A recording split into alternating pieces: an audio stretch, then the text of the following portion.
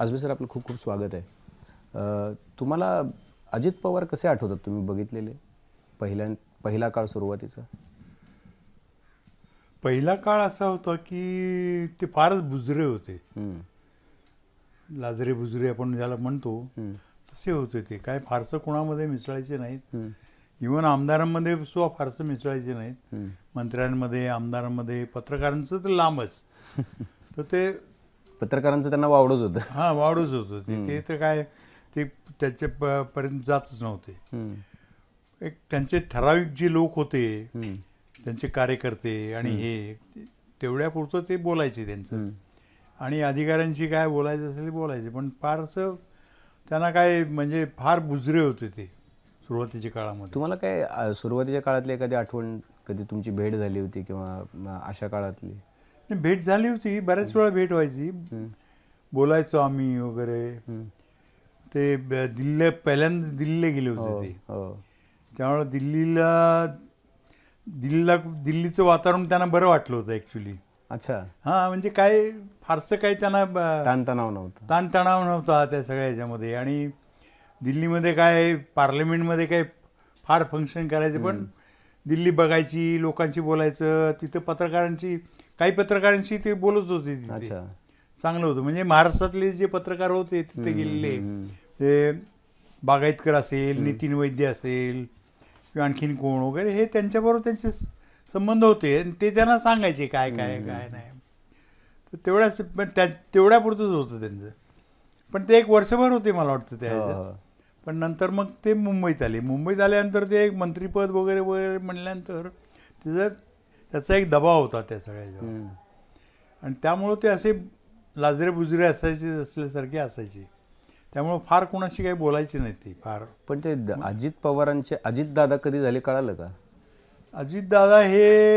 Ajitdada actually खरं म्हणजे असं आहे ना, की अजितदादा हे जे काही हे केलं ना, ते सुधाकरराव नाईकांनीच केलं. अच्छा. कसं काय? कारण त्यांच्याच मंत्रिमंडळात होते ते अजितदादा त्यांनी सुरू केलं पहिल्यांदा. बरं. सुधाकर नाईकांनी. अच्छा. नाही तर त्यांना अजित पवारच म्हणायचे लोक. आम्ही तर काय, आम्ही कोण आहे. पण हे सुधाकर नाईक यांनी अजितदादा आधीचं सुरू केल्यानंतर मुख्यमंत्रीच म्हणल्यानंतर बाकीच्यांनी पण सुरू केलं हळूहळू. पण ते दादा झाले 90 नंतर. अच्छा. आता सुरुवातीला ते दादा वगैरे काय नव्हते. पण ते तशा अर्थानं काही त्यांचा राजकारणाशी म्हणजे संबंध नव्हता. त्यांना पवारांनी आणलं, पण ते प्रशासनावर मांड अशी एवढी मजबूत नाही. काय होतं त्यांना एक आहे, मी तुम्हाला सांगतो, की त्यांना ग्रामीण प्रश्नाची जाण होती. कारण ग्रामीण भागातच होतं सगळं. शहरात म्हणलं काय फारसं काय समजत नव्हतं त्यांना. पण ग्रामीण प्रश्नाची त्यांना जाण होती. पाण्याचे प्रश्न असतील, याचे असतील, त्याचे असतील, रस्ते असतील किंवा रोजगार हमी योजना. कारण काय त्यांच्याकडं पाणी त्यांनी जे सुरू केलं ते श्रमदानातून सुरू केलं ना त्या सगळ्या ह्याच्यात. त्यामुळं त्यांना त्याची ग्रामीण प्रश्नांची नीट जाण होती. हे एवढं होतं त्यांच्याकडे. त्यामुळं तेवढं जे माहिती होतं त्याच्यावर ते इथं याच्यात म्हणजे मंत्रिमंडळामध्ये त्याच्यावर त्यांचं म्हणजे त्यांना काही ते शेतीमधले प्रश्न काही समजून द्यायला लागलेले नाहीत. म्हणजे त्यांना ते कळत होते. आणि त्यावेळेला राजकारण पण ग्रामीण भागाशीच निगडीत जास्त होतं त्या सगळ्या भागामध्ये. दुसरी गोष्ट अशी की शरद पवारांचा शरद पवारांबद्दल त्यांचं आणि पवारांचं त्यांच्याबद्दलचं सुरुवातीच्या काळातलं इक्वेशन आणि मत आणि कसं होतं ते? सुरुवातीच्या काळामध्ये पवार काय फारसं त्यांना म्हणजे असं ओपनली वगैरे असं काय फार नसायचं. पण पवारांचा सहवास होता ना, म्हणजे त्या सहवासातून ते बरेच शिकले. तो बराच काळ मिळाला त्यांना. म्हणजे सुधाकरराव नाईक गेले, त्याच्यानंतर पवारच झाले आणि हे मंत्री राहिले. आणि मग त्यांना ते सगळं जवळून बघता आलं त्या सगळ्या गोष्टी.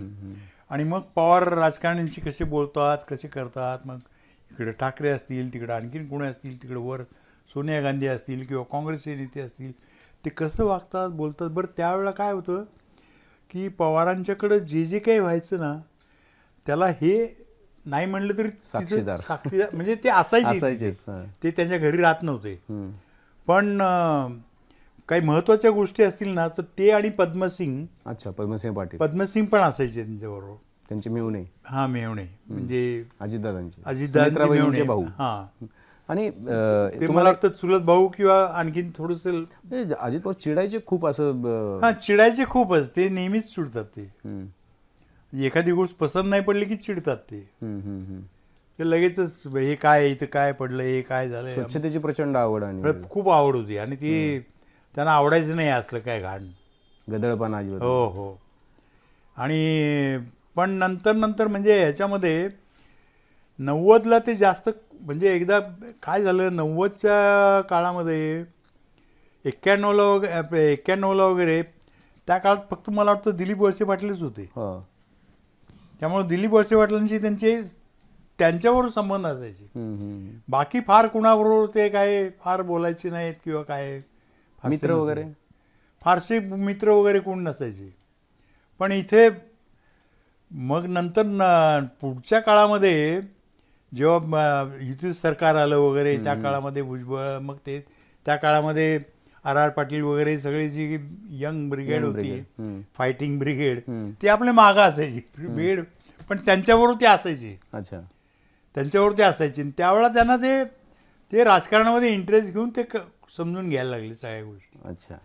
तिथं त्यांची खरं म्हणजे 95 ते 99 ही त्यांची खरं शिक्षण झालं त्या सगळ्याच्या विरोधात असताना. आजबे सर, आपलं खूप खूप स्वागत आहे. तुम्हाला अजित पवार कसे आठवतात, तुम्ही बघितलेले पहिला काळ सुरुवातीचा? पहिला काळ असा होता की ते फारच बुजरे होते. लाजरे बुजरे आपण ज्याला म्हणतो तसे होते. ते काय फारसं कोणामध्ये मिसळायचे नाहीत. इव्हन आमदारांमध्ये सुद्धा फारसं मिसळायचे नाहीत. मंत्र्यांमध्ये, आमदारांमध्ये, पत्रकारांचं तर लांबच. तर ते पत्रकारांचं त्यांना वावडच होतं. हा, वाढूच होतं ते. तर काय ते त्याच्या पर्यंत जातच नव्हते. एक त्यांचे ठराविक जे लोक होते, त्यांचे कार्यकर्ते आणि हे तेवढ्यापुरतं ते बोलायचे त्यांचं. आणि अधिकाऱ्यांशी काय बोलायचं असेल ते बोलायचे. पण फारसं त्यांना काय म्हणजे फार